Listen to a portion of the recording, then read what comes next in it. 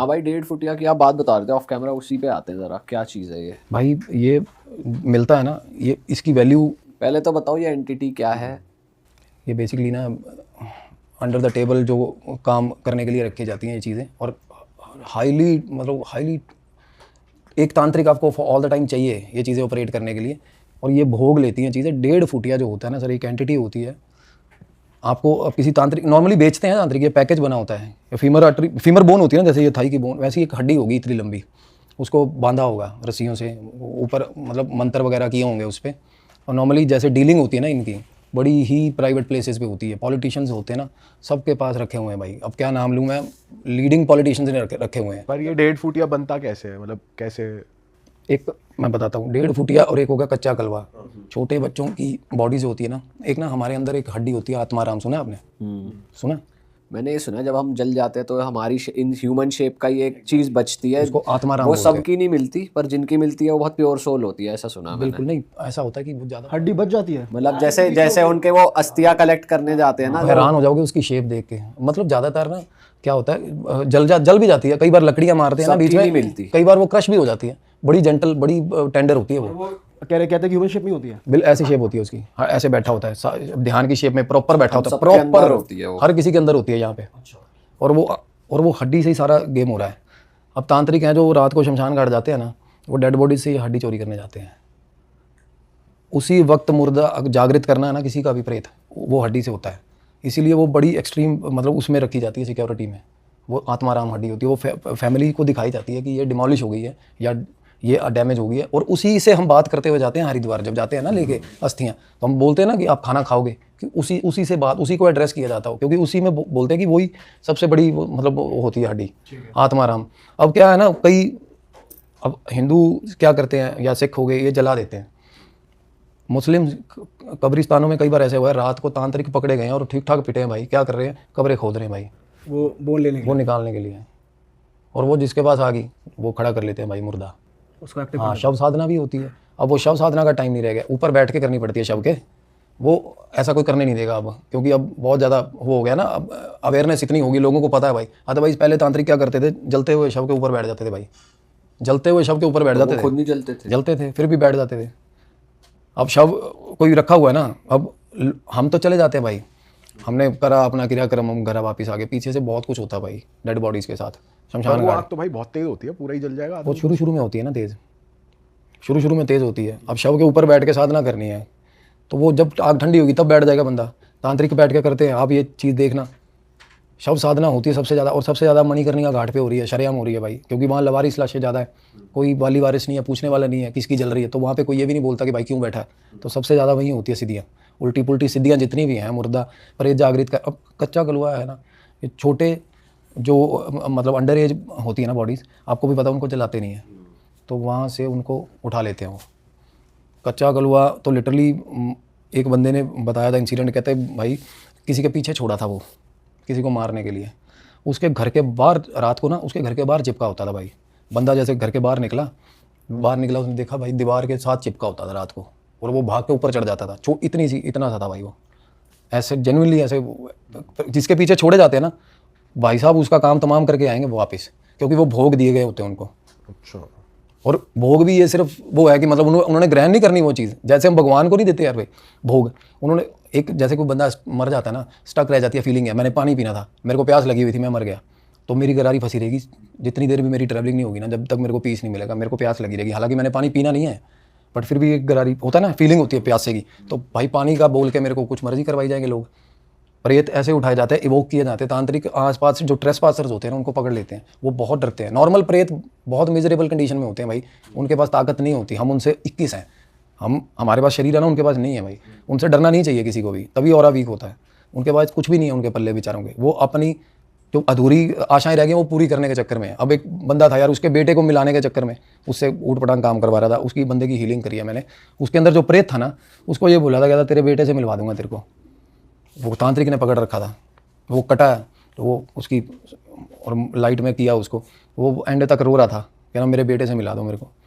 और वो जिस बंदे में आया उसकी तो शादी नहीं हुई हुई, वो कह रहा मेरे बेटे से मिला दो। उसमें प्रेत था ना जो, उसको अपने बेटे से मिलना था। कहता इसको तांत्रिक ने, हरामखोर ने मेरे को बोला कि मैं मिला दूंगा तेरे को। तो ऐसे कुछ डिज़ायर्स हमारे रह जाते हैं ना, वही हमारा कारण बनते हैं यहाँ सस्टेन करने का भाई। अदरवाइज हर किसी के लिए लाइट आती है, वो हमारी कॉल है, हमने जाना या नहीं जाना है। मरने के बाद लाइट आती है, वो हमारी कॉल है। ये नहीं कि पकड़ के कोई पुट थ्रू कर देता लाइट में, वो हमारी कॉल होती है। कई लोग रुक जाते हैं यार, बच्चे हैं पीछे या कुछ भी है, माएँ हैं, तो ये चीज़ें आगे जाके। और आप कह रहे हो तांत्रिक बेच भी रहे हैं इनको? सबसे महंगा बिक रहा 1.5 फुटिया, क्योंकि वो स्पिरिचुअलिटी उस एंगल से चलता है सिस्टम। वो हड्डी मैं बता रहा हूँ ना आपको, उसका मोल लगता है। अब उसका मतलब वो कन्फर्मेशन कैसे होता है, उसका सौदा, उसकी डीलिंग ही देखी है हमने। मैं बताऊँ क्या पूरा एक्सप्लेन करो, आप किस केस से मिले, कहाँ इसके अराउंड कुछ केस भी था या सिर्फ डीलिंग ही थी या कुछ हुआ भी था? केस था, मैंने वो डिस्कस किया सर अपने वीडियो में। हाँ, वो पॉलिटिशियन थे, तो उनके घर के अंदर ऐसी ऐसी चीज़ें हुई थी, ऐसी ऐसी चीज़ें हुई। वो बंदा ले तो बैठा था, क्योंकि उनको एक उनके फ्रेंड थे, किन्नर फ्रेंड थे। तो पहले किसी पॉलिटिशियन के पास चल रहा था, बड़ा रीनोन पॉलिटिशियन है इंडिया का, उसके पास चल रहा था, उसका करियर बड़ा सक्सेसफुल रहा है बंदे का। अब वो हो गया बूढ़ा, अब वो रिटायर्ड है, तो उसका आगे ट्रांसफ़र किया है उन्होंने, वो हड्डी ट्रांसफर। उनका 1.5 फुटिया ट्रांसफ़र हुआ था इस बंदे के। इस बंदे के ठीक ठाक 12-14 पेट्रोल पंप है, टेक्सटाइल बिजनेस है, ठीक ठाक ज्वेलरी बिजनेस है, मेरे शहर से ही है। और इनकी जो बेटी है वो पॉडकास्ट देखती थी अपने, उन्होंने बताया ऐसे ऐसे। तब तक भी मेरे को ये लगता था कि ये फिक्शन है यार, मतलब इतना, मतलब ऐसे नहीं हो सकता। तो उस बंदे ने अपने फार्म हाउस में रख लिया था 1.5 फुटिया। हाँ जी। और कैसे मालूम पड़ता है कंफर्मेशन जो आप बता रहे थे, डीलिंग देखिए बताओ। 1.5 फुटिया की कंफर्मेशन ये है, वो मतलब ये बोलते हैं कि भाई कोई भी चीज़ लिफ्ट करवा के दिखा दो। मतलब जब खरीदने जाते हैं ना, डेड फॉर्म में भी हो सकता है या कुछ भी है, या फ्रॉड भी होता है, तो आंखों के सामने कुछ भी आप बोलोगे ना, दैट पर्टिकुलर थिंग, वो हवा में सीधा प्रूफ की ये बिल्कुल। काम और बॉडी भी शो करवाते हैं, बॉडी शो करवाते हैं प्रॉपर। एक बंदे को ले जाएगा तांत्रिक अंदर, प्रॉपर सारा उसकी बता देगा कि कहाँ से कैसे आया हुआ है। और इंटरनेशनल जो है वो 10 करोड़ तक भी कीमत जाती है उसकी, अगर आप ओवरसीज़ काम करवाने हैं आपने। सर ईवीएम में गड़बड़ी भाई बिलीवेबल थोड़ा कम लग रहा है कि लोग ये सब कर रहे हैं। बहुत अनबिलीवेबल है। बट मैं आपको जेन्युइनली बताऊँ, ये आउट ऑफ द कैमरा मैं आपको बताऊँगा, मेरा एक नोन है बंदा, उनके पास हैं रखे हुए। और वो क्या क्या काम करते हैं, किस तरीके? वो आपके दिमाग पे है, मतलब जितने क्रुक आप हो, जितने भी टेढ़ी उंगली वाले आप हो, आप कुछ भी करवाओ उससे। आप कह रहे हो ईवीएम में, मतलब वोटिंग मशीन में भी गड़बड़ कर? अरे सर, कोर्ट के अंदर जो एग्जिबिट पड़े हुए हैं ना, सबूत पड़े हैं, उनसे छेड़छाड़ हो रही है। इनके सर पे आग लग रही है कहीं भी, कोर्ट में डॉक्यूमेंट्स। हाँ जी, सडन आग, चीज़ें आग पकड़ जाती हैं सडनली। तो ये सब यही हो रहा है, ये तांत्रिक इसी चीज़ पे हो रहा है सारा। और आज तक बट किसी ने ना एक सिग्निफिकेंट फॉर्म में दिखाया नहीं था। मैं आपको बता रहा हूँ, एक हड्डी की फॉर्म में होता है ये, जिस पे ब्लड लगा रहता है, ड्राइड, मतलब बुरे हाल देखने में वो। और वो बहुत 3-4 कपड़ों में लपेटी हुई थी। तो आपको उन्होंने बुलाया, उनकी बेटी ने, और उनके साथ प्रॉब्लम क्या हो रही थी? उनकी तो हीलिंग करी थी। उनके साथ क्या हुआ सर, पहले जैसे जिस लेडी ने ना, जिसकी मैं बात कर रहा हूँ, किन्नर ने, वो उनके पास चल रहा था। उसने ये नहीं बोला कि मेरे पास चल रहा है, उसने कहा कि फलाने पॉलिटिशियन के। अब मेरे को कोई चीज़ बेचनी है, अपनी महंगी बेचनी है अपने ही दोस्त को, तो मैं पहले उसकी ऐड करूँगा ना, ये तो नहीं बताऊँगा मेरी है, अदरवाइज तो वो नेगोशिएट करेगा मेरे साथ मेरा दोस्त। इस तरीके से बोला कि भाई तेरे को दिलवा देती हूँ, और तेरा करियर, वो थोड़ा चुल थी पॉलिटिशियन बनने की, हालांकि पत्नी के नाम पे लड़ रहा था, काउंसलर बना था सिर्फ अभी बंदा।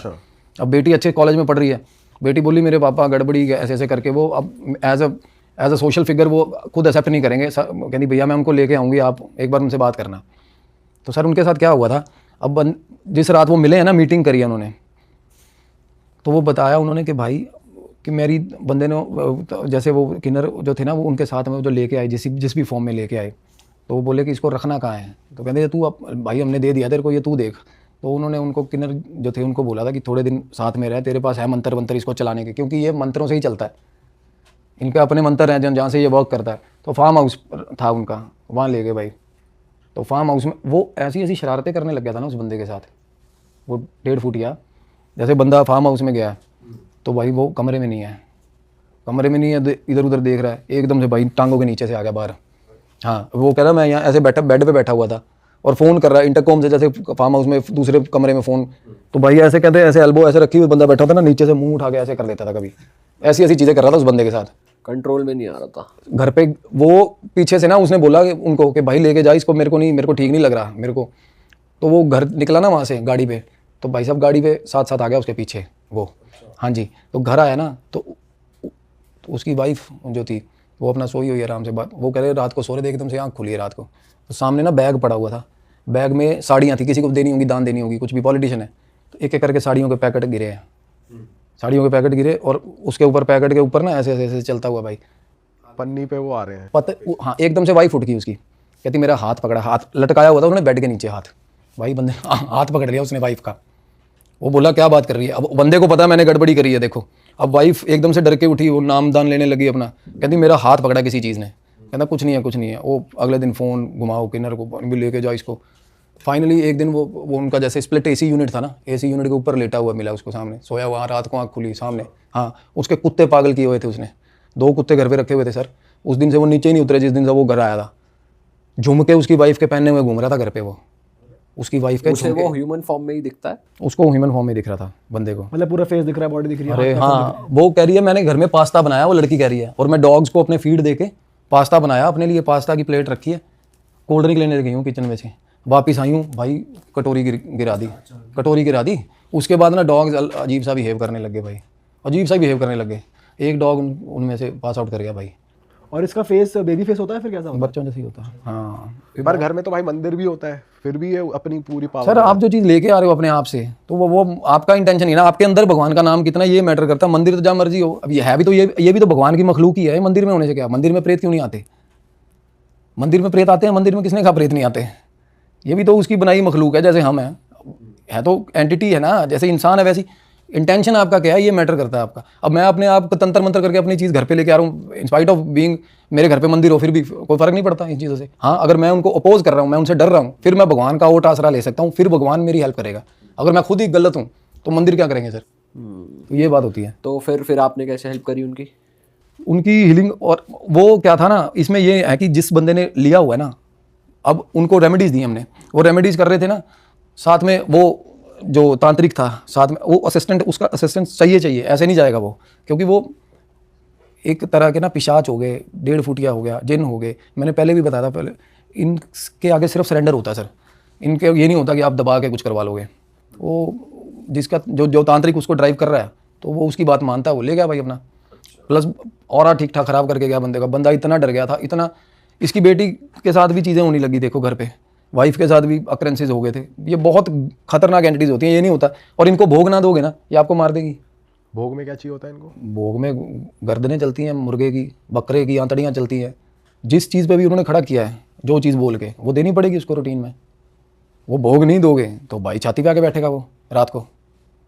और इतनी डरावनी आवाज़ होती है ना इनकी, हंसते हैं। ये जो बता रहा था वो बंदा, कहता कॉन्टीन्यूस ऐसे ऐसे कहता, मेरे कानों में 24 घंटे आवाज़ें गूंजती थी। कहता छोटे बच्चे की? वो बंदा रात को उठता था, वो चक्कर मार के आता था, घर के बाहर तक भी देता, उसको 24 घंटे ये डर सताता था कि भाई मेरे अब आया घर में। वो बड़ी लाइफ उसने डेंजर में काटी है बंदे ने। भाई जो भी इनको रखता है, जो अपने पास, जैसे आपने बोला इनको अगर कोई रखना चाहता है तो एक तांत्रिक चाहिए। मतलब जिसके पास है, अगर कोई पॉलिटिशियन है तो उनके पास तांत्रिक भी है जो इसको पूरा वो कर रहा है। सबके पास है सर, तांत्रिक किसके पास नहीं है? और उस चाहिए, क्योंकि आप नहीं कर पाओगे हैंडल। अगर मैं कुछ मुख्य धारा का काम कर रहा हूँ, मैं पॉलिटिशियन हूँ, मैं प्लस तांत्रिक नहीं बन सकता इन चीज़ों के लिए। कमांड देंगे तांत्रिक को, वो सारे काम करवाएंगे। हाँ, वो हायर करे होते हैं, और मोटी मतलब कीमत होती है इन चीज़ों की। कितना खर्चा, कितना पैसे? 8-10 करोड़ तक कीमत होती है, 20 करोड़ तक भी कीमत होती है इस चीज़ की। पर तांत्रिक जो होते हैं ना, देसी तांत्रिक, अब जिसकी मैं बता रहा हूँ, वो गंगानगर बॉर्डर पे एक करणपुर करके एरिया है, वहाँ पे नॉर्मल एक मतलब बिल्कुल एक कमरे का मंदिर बना, स्थान बना हुआ जहाँ वो बैठा है। अब उसके पास पहुँचे 12-14 लाख रुपए। अब वो उसकी कीमत क्या है, वो बिका कितने का? बीच में ब्रोकरेज खाने वाले इतने बंदे हैं कि 10-10 करोड़ तक कीमत जाती है सर इनकी।